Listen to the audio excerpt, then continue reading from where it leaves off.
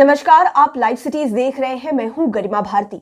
आज हम एक बेहद खास मुद्दे पर चर्चा करने बैठे हैं कि आखिरकार पटना का मालिक कौन होगा। मालिक इस संदर्भ में कि पटना का मेयर और डिप्टी मेयर कौन होने वाला है, क्योंकि तब्दीली तो हो चुकी है नियमों में। इस विषय पर बात करने के लिए हमारे साथ सीनियर जर्नलिस्ट ज्ञानेश्वर है। पटना का मालिक कौन होगा अपने आप में बहुत बड़ा सवाल है, क्योंकि राजधानी पटना बिहार की पहचान, जिसका इतिहास इतना रिच रहा, लेकिन डेवलपमेंट के नाम पे हम लोगों को ज्यादा कुछ अब तक तो दिखाई नहीं दिया है। जिस रफ्तार से चीजें होनी चाहिए नहीं होती हैं। लेकिन अच्छी बात यह है कि जो बदलाव हुए हैं इस बार 2022 में, कि अब जनता प्रत्यक्ष तौर पर मेयर को चुन सकती है सीधा, जो उन्हें पहले अधिकार नहीं था। तो मैं चाहूंगी कि आप कुछ नाम बताएं कि वो मजबूत कंधे कौन से हैं और वो कौन सा दिल है जो पटना के लिए सचमुच में धड़क सकता है और अच्छा कर सकता है यहाँ के लिए। देखिए गरिमा, मालिक तो अब भी होते रहे हैं जी, लेकिन अभी जो मालिक होते रहे हैं वो जनता के मालिक नहीं होते रहे हैं, वो पैसों से बने मालिक होते रहे हैं। जी, देखिए, मेयर सचमुच शहर का मालिक होता है और पटना एक एंशियंट हिस्ट्री का शहर है। और जैसा आपने कहा पटना का डेवलपमेंट, देखिए मुझे याद है वो दौर भी जब पटना में सिर्फ एक ओवरब्रिज हुआ करता था, चिरैया-तार। जी, आपने नहीं देखा होगा वो दिन। और जब चिरैया-तार जो ओवरब्रिज था पुराने स्वरूप में था, तो वहाँ जब रिक्शा वाला जाता था तो उस पर 2 सवारी होती थी, तो एक सवारी को नीचे उतारा जाता था क्योंकि वह फोर्स लगता था। हाँ, राजेंद्र नगर में ओवरब्रिज नहीं था। जी, ठीक है ना। जब राजेंद्र नगर की रेलवे गुमटी बंद होती थी तो फिर घंटों तक बंद रहती थी दोनों तरफ। पूरा शहर जाम होता, पूरा शहर एक ही ओवरब्रिज था। खैर, तो अब तो ओवरब्रिज का संजाल देखते हैं, इसके लिए आप नीतीश कुमार को क्रेडिट दे सकते हैं। लेकिन पटना नगर निगम जो पटना के रखरखाव को जिम्मेदार है। बिल्कुल। देखिए, नगर निगम के महत्व को हम और आप ठीक से नहीं समझते, और नगर निगम का मेयर कितना बड़ा मालिक होता है यह समझना हो तो आप दिल्ली महानगर पालिका को देखिए, मुंबई के कॉरपोरेशन को देखिए। आपने देखा कि यह चुनाव कितना बड़ा होता है कि जब हैदराबाद में चुनाव चल रहा था तो अमित शाह प्रचार करने को पहुंच गए थे। लेकिन अब तक पटना के साथ दुर्भाग्य क्या रहा। ठीक है, अब नियम बदल गया, इसलिए हम कह रहे हैं कि यह चुनाव महत्वपूर्ण होने जा रहा है। अब तक क्या है कि वार्ड पार्षद चुनाव करते थे मेयर और डिप्टी मेयर का। जी। तो वार्ड पार्षद के लिए यदि वो जीत गए तो सबसे पहला मौका मेयर और डिप्टी मेयर के इलेक्शन में वसूली का होता था। आप कोई भी चुनाव देख लें जो पिछले कई चुनाव हुए हैं, तो बोली कहां तक गई है, 10 लाख से 20 लाख तक गई है, और अंतिम मत के लिए तो कुछ भी कीमत लगी है। तो ऐसी सूरत में जो मेयर और डिप्टी मेयर बनते थे वो शहर को भूल जाते थे। सबसे पहला धंधा और सबसे पहला उद्देश्य तो होता था लागत की वसूली। बिल्कुल। करोड़ों में लागत लगती थी। तो कैसे वसूली करेंगे? तो वसूली तो शहर को गंदा बनाकर ही करेंगे, शहर का धंधा बनाकर करेंगे। तो यह वसूली पहले शुरू होती थी, और जब तक यह वसूली होती थी तब तक नो कॉन्फिडेंस का समय आ जाता था। तो फिर पार्षद लोग ले आते थे, तो फिर से वही धंधा।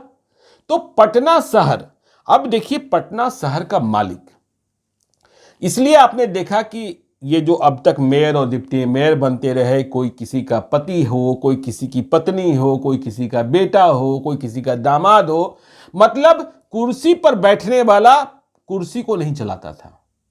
कुर्सी पर जो नहीं बैठा हुआ है, चाहे वो बेटा हो, चाहे पति हो, चाहे ससुर हो, चाहे जो हो, चाहे दामाद हो, वो चलाता था। तो शहर तो गौन हो जाता था। और हमारे आप जैसे लोग, आपने देखा क्या परिणाम हुआ कि शहर में आज भी जो मूलभूत सुविधाएं की कमी है, कि उसके बारे में कोई नहीं सोचता है। हाँ, बिल्कुल शर्मिंदगी होती है ना सोच के कि बारिश में पटना डूब जाता है। आप गंदगी का क्या हाल होता है, आप देखती हैं क्या बोलता है कहाँ स्ट्रीट लाइट जलता है, आप देखती हैं कहाँ क्या बोलता है फुटपाथी व्यवस्थाएं हैं। मुझे एक याद है कि मुझसे मिलने भुवनेश्वर के एक मेरे पत्रकार मित्र आए थे जी। रात को मैं उन्हें ट्रेन पकड़ाने जा रहा था। जैसे ही वे बेली रोड पर पहुंचे, बोले बाबा रे बाबा बाबा बाबा बाबा। रोड के दोनों तरफ जो उन्होंने सूरत देखी, वो उनका लगा कि बिल्कुल ऐसा भी होता है। हाँ? तो उन्होंने ये देखा कि कटक जो पुराना शहर था, फिर भुवनेश्वर नया शहर बना, तो किस तरीके से व्यवस्थित शहर बनाया गया। तो नगर निगम की भूमिका बहुत ही महत्वपूर्ण होती है। नगर निगम के मेयर का काम सिर्फ वसूली करना नहीं होता है, ठीक है ना। तो अब देखिए, ये जो चुनाव, जो नियम में परिवर्तन आए हैं कि जनता को अब सीधे हक दिया गया कि आप अपने शहर का मालिक खुद चुनिए, ठीक है ना। तो ये चुनाव जो है बहुत बड़ा चुनाव होने जा रहा है। और पटना का चुनाव देखिए, पटना ही में नहीं होगा, मुजफ्फरपुर होगा, बिहार शरीफ होगा, भागलपुर होगा, दरभंगा होगा, जहां जहां नगर निगम है। तो हम पटना की बात सबसे पहले करते हैं। पटना का चुनाव बहुत बड़ा, और ये किसी भी लोकसभा चुनाव से कम महत्वपूर्ण नहीं होगा। देखिए, 4 विधानसभा क्षेत्र इसमें समाहित होंगे, क्योंकि जो पटना के बाद है 4 विधानसभा क्षेत्र में, दिग्घा में, बांकीपुर में, कुम्हरार में और पटना साहिब में, ठीक है। चारों पर बीजेपी का कब्जा है जी। तो ऐसी सूरत में आप यह भी समझिए कि जब पटना के मालिक का चुनाव होने जा रहा है, तो ये पॉलिटिकल पार्टियां इसे अपने कब्जे में लेना चाहेगी, भले ही चुनाव दल के आधार पर न हो। लेकिन जैसे आप जिला परिषद में देखती हैं कि वो पीछे से, तो हाँ, बैक सपोर्ट या फिर उम्मीदवार उनके होंगे। और ठीक इसी प्रकार से आरजेडी भी पटना में कब्जा करना चाहेगी। लेकिन इससे क्या हमारा आपका भला हो जाएगा? फिर वही नेता पुत्र आएंगे, फिर वही किसी की पुत्री आएगी जिसके पास शहर का विजन नहीं होगा। देखिए, आपने कहा कि मैं कुछ उम्मीदवारों की चर्चा, मैं उम्मीदवार तय करने वाला कौन होता हूं, लेकिन मैं पटना का नागरिक हूं, ठीक है ना। इसलिए मेरे मन में भी कुछ सवाल पैदा होते हैं। इसीलिए मैंने कहा कि वो कौन से लोग हैं जिनके कंधे इतने मजबूत हैं, दिल इतना बड़ा है, जो पटना के बारे में सच में सोचते हैं। देखिए, जब से यह बात शुरू हुई कि ये पटना का मेयर अब वोट से चुना जाएगा, डिप्टी मेयर वोट से चुना जाएगा जी, तो मैंने लोगों के मन को पढ़ने की कोशिश की। लगातार लोगों से मिलता रहता हूं। ये ओमिक्रॉन है, थोड़ा सा कम हुआ है, लेकिन मैंने और कन्वर्सेशन, जो टेलीफोनिक कन्वर्सेशन है, उसको बढ़ाया। तो लोगों ने कहा, अब देखिए, इसे और किसी नजरिए से मत देखिएगा, नहीं तो लोग तुरंत बहुत सारी बातें सोचने लगते हैं। यदि पटना का मेयर, मैं ये नहीं कह रहा कि वो लड़ेंगे, उनके भीतर लड़ने की इच्छा भी नहीं होगी, मुझे पता है, लेकिन पटना का मेयर कैसा हो, तो लोगों ने कहा किशोर कुणाल जैसा हो। किशोर कुणाल सचमुच एक नाम, सचमुच एक तजुर्बा, सचमुच एक अनुभव, सचमुच एक सत्य। और उन्होंने क्या किया, क्या नहीं किया, यह सबको पता है। पटना के एसएसपी के रूप में उम्र हो गई है उनकी। देखिए, 1970 में 20 साल की उम्र में वे आईपीएस बन गए थे। 1950 बोर्न है, अब तो 71, 72 में है। वो लड़ेंगे, मैं नहीं जानता, लड़ेंगे ही नहीं, यह भी मैं जानता हूं। लेकिन लोग एक परिकल्पना कर रहे हैं किशोर कुणाल की तरह। किशोर कुणाल ने क्या डिलीवर किया? पटना के लिए उन्होंने आईपीएस की नौकरी छोड़ दी। बिल्कुल, यानी कि उनके मन में दया और करुणा रही अपने शहर नहीं, अपने शहर के लिए कुछ करने की जी। पटना में महावीर मंदिर का कायाकल्प किया, महावीर कैंसर संस्थान, महावीर आरोग्य संस्थान, महावीर वात्सल्य हॉस्पिटल। तो लोग चाहते हैं किशोर कुणाल जैसा आदमी, जिसे अपने लिए नहीं, समाज के लिए, जो एक गार्जियन की तरह वो तैयार नहीं होंगे, मुझे पता है। लेकिन जो आप कहेंगे कि एक तस्वीर रेखांकित कीजिए, तो और लोगों ने जो चर्चाएं शुरू की, यदि आपको बना, नेताजी के पुत्र, नेताजी फलना यादव जी, फलना श्रीवास्तव जी, ये सब तो बहुत सारे मिल जाएंगे, ठीक है ना। और लड़ेंगे भी वही, मुझे ये भी पता है, ठीक है ना, लड़ेंगे भी वही, क्योंकि बहुत बड़ा चुनाव होना है। तो किशोर कुणाल की तरह चाहते हैं। फिर लोगों ने नाम लिया अभ्यानंद का। अभ्यानंद पूर्व डीजीपी, एक अच्छे टीचर, बहुत अच्छे टीचर। आप तो मिली है, भी हाल में मिली हैं, कहानी जिंदगी की सुनकर आई हैं, आज भी वो पढ़ाते हैं, ठीक है ना। आप बाकी चीजों को छोड़ दीजिए, अभ्यानंद का जो फिगर है और अभ्यानंद की जो पहचान है, अभ्यानंद पर आप आरोप नहीं कर सकते कि उन्होंने बेईमानी की। बिल्कुल, उनकी सोच में भी झलकता है। हाँ, सोच में भी झलकता है, और आर्थिक रूप से तो बिल्कुल। देखिए, जो पुराने पुलिस पदाधिकारी होते थे या पुराने आईएएस होते थे, तो जिंदगी में जब रिटायरमेंट के करीब पहुंचते थे तो बस उनका 3 ही सपना होता था। यह कहानी कभी हम विस्तार से बताएंगे जी। 3 सपना क्या होता था? शहर में रहने को एक छोटा सा घर हो, अपना चलने को एक छोटी सी गाड़ी हो और बेटी की शादी कर ले। ठीक है। अभ्यानंद जब डीजीपी बने या जब आईपीएस बने, उनके फादर भी डीजीपी थे जी। तो वे पटना शहर के बिल्कुल प्राइम लोकेशन में अपना बंगला, अपनी हवेली बना सकते थे। लेकिन आप अभी होकर आई हैं, मुझे जाने को कह देता है तो मुझे सोचना पड़ता है कितना वक्त लगेगा। हाँ, तो उस इलाके में, जिस इलाके में कभी कोई जाना नहीं चाहता था, वहां उन्होंने अपनी जमीन खरीदी थी और वो काम भी बहुत अच्छा कर रहे हैं। हाँ ठीक है, काम बच्चों को पढ़ाना ठीक है। तो लोग अभ्यानंद के बारे में सोचते हैं, वो लड़ेंगे नहीं, मुझे पता है, लेकिन शहर का मालिक कैसा हो। अब तीसरा जो नाम है वो है कमल नोपानी का। जी। देखिए, एक बात कही जाती है, जहां न जाए बैलगाड़ी वहां जाए मारवाड़ी। ठीक है ना जी। हाँ, इसका मतलब देखिए, मारवाड़ी जो है शहर बसाना जानता है। हाँ, एकदम। शहर की समृद्धि चाहता है, क्योंकि वो जानता है कि जब शहर समृद्ध होगा तभी मेरा व्यापार बढ़ेगा। शहर जब सुंदर होगा तभी हम आगे बढ़ेंगे। तो कमल नोपानी के बारे में देखिए। अब कमल नोपानी का नाम कैसे आया? जी। कि मारवाड़ी समाज को आप दान करते हुए देखे होंगे। धंधा में मुनाफा कमाता है जी। लेकिन दान भी करता है। हाँ, पानी पिलाता है, खाना खिलाता है, मंदिर बनवाता है, पूजा पाठ कराता है, स्मशान घाट पर सेवा भी करता है। हाँ? तो कमल नोपानी, देखिए, अब कमल नोपानी का नाम इसलिए आया कि ओपी शाह रहे नहीं जी। जो पटना के भामाशाह कहे जाते थे। और आपने देखा ही कि कोरोना की जो पहली लड़ाई थी उसमें उन्होंने अपनी तिजोरी कैसे खोल दी थी, कितने करोड़ खर्च होंगे भूखों को खिलाने में, इस बात की चिंता नहीं की थी। ठीक इसी प्रकार से मोतीलाल खेतान नहीं रहे जो पटना में अध्यात्म और लोगों की सेवा के लिए, मैं मारवाड़ी समाज की बात कर रहा हूं। विनोद कृष्ण कानोरिया नहीं रहे, बनवासी बंधु परिषद और ये तमाम चीजें। अब जो लोग हैं जैसे विजय किशोर पुनिया हैं, तो जो शरीर की अवस्था है या अपना व्यवसाय है उस पर ज्यादा व्यस्त हैं। रमेश गुप्ता हैं, धर्म कर्म के काम में लगे।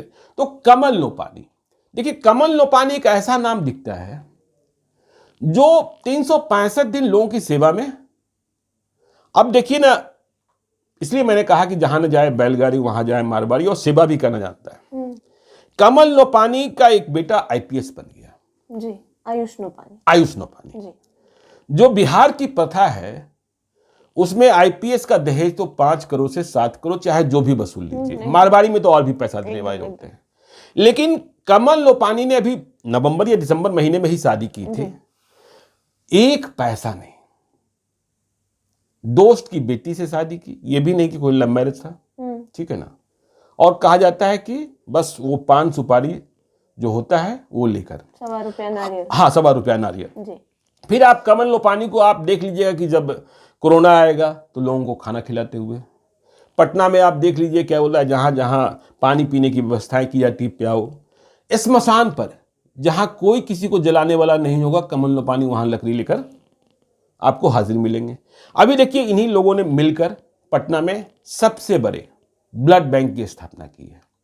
तो समाज को देना जानता है लोग। तो जो देना जानता है वो उसका ध्येय ये नहीं होता है कि इससे मुझे कुछ हासिल कर लेना है। हाँ, उसका ध्येय ये होता है कि हमें शहर को सुंदर बना देना है।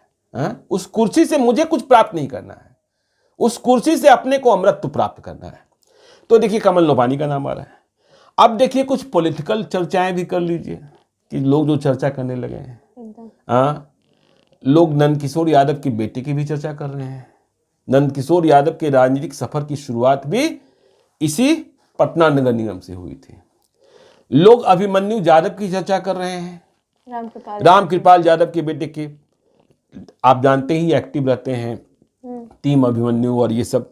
लोग रणबीर नंदन की चर्चा कर रहे हैं कि भाई एक पढ़ा लिखा आदमी, और इसके साथ ही जो कास्ट दबदबा वाली बात होती है ना, कि कास्ट दबदबा पटना शहर में आप जो 4 विधानसभा क्षेत्र देख रहे हैं, वहां आप देख लीजिए, नितिन नवीन, अरुण सिन्हा, 2 तो बहुमत में यही हैं, उधर संजीव चौरसिया और उधर नंदकिशोर जी। तो ये उनका, तो रणबीर नंदन पढ़े लिखे प्रोफेसर भी हैं, पटना शहर को समझते भी हैं, परिवार की पृष्ठभूमि भी है, तो ये सारे नाम लोगों की जहन में आना शुरू हुए हैं। लेकिन मुझे पता है कि ये नाम आने से सिर्फ काम नहीं बनने वाला है। हाँ, पॉलिटिकल पार्टियों का क्या रोल होता है और फिर पटना शहर के लोग कैसे जागृत होते हैं। उन्हें शहर को देने वाला चाहिए कि शहर को लूटने वाला चाहिए, यह तो हमारे शहर को तय करना होगा। हाँ, तो यदि शहर को देने वाला चाहिए तो फिर एक जनमानस में क्रांति लेनी होगी, तभी आप पटना शहर को बदलते हुए भी देख सकते हैं। देखिए, पटना शहर जब नरक बन जाता है, हाँ, तो कितना अफसोस हमें और आपको होता है, यह हमारा दिल जानता है, आपका दिल जानता है। तो इसलिए पटना नगर निगम, पटना का मालिक कौन होगा, इस बहस को हम आगे भी जारी रखें, क्योंकि पटना बेहतर बने, ये हमारी और आपकी सोच होनी चाहिए। लेकिन आपने जितनी सारी बातें कही उससे बस एक चीज समझ में आ रही है कि अगर पावर जनता के हाथों में है पूरी तरह से, तो पटना को एक मेयर, एक मालिक से ज्यादा जरूरत है कि एक गार्जियन मिल जाए, बिल्कुल, जो एकदम अपने घर की तरह पटना की सेवा करे। क्योंकि पटना केवल एक शहर या फिर राजधानी नहीं है, रोल मॉडल है पूरे बिहार के लिए। यहाँ के लोग जैसा करेंगे बाकी लोग वैसा ही करेंगे अलग अलग जिलों में, और जो दूसरे राज्यों के लोग हैं वो इसी को देखकर कहीं और का एग्जाम्पल देंगे। बिल्कुल बिल्कुल। अब देखिए, इसी सर में देखिए, कहें लोग महिलाओं का नाम, डॉक्टर शांति राय है ना जी, हाँ, मदर ऑफ मदर्स है, मतलब तो पद्मश्री भी मिला जी। और भी महिलाएं हैं, सादा सिन्हा है एकदम। यदि आप चलिए क्या बोलता है, तो ऐसे लोग पड़ती हैं बिहार के आन-बान के लिए। हाँ, बिहार के आन-बान के लिए लड़ पड़ती हैं। तो मुझे उनका नाम लेना पड़ रहा है जो पटना में रहती है, ठीक है ना। तो इस सवाल को जिंदा कीजिए, जीत हार अलग चीज है, कि पटना को जैसा आपने कहा कि एक अभिभावक मिलना चाहिए, तो यदि हम बहस को तेज करेंगे तो हो सकता है कोई फायदा मिल जाए, बाकी घाटा तो जो होना होगा वो तो होगा ही होगा, जो हम लोग झेलने के आदी हैं। हाँ, आवाज उठाना और चीजों को सही दिशा की ओर मोड़ना हमारा और आपका काम है। और ये बिल्कुल सही बात है कि जरूरत है पटना को मजबूत कंधों की और एक नर्म दिल इंसान की, जो कि बिल्कुल एक गार्जियन की तरह यहाँ की सेवा करे, यहाँ के लोगों के मन की बात को समझे, और सबसे ज्यादा जरूरी कि शहर के मिजाज को समझे कि क्या कमी है, किस चीज की जरूरत है और कैसे पटना को और बड़ा और खूबसूरत किया जा सकता है। पटना का मालिक कौन, इस पर आगे और चर्चाएं होंगी, क्योंकि इस बार नियमों में तब्दीली हुई है और जनता के पास सुनहरा मौका है कि अच्छे भविष्य को चुन सके। लाइव सिटीज के साथ आप बने रहें, हमारे चैनल को सब्सक्राइब करें। ये वीडियो फेसबुक पर देख रहे हैं तो पेज को लाइक करें, साथ ही साथ आप हमें ट्विटर पर भी फॉलो कर सकते हैं। धन्यवाद।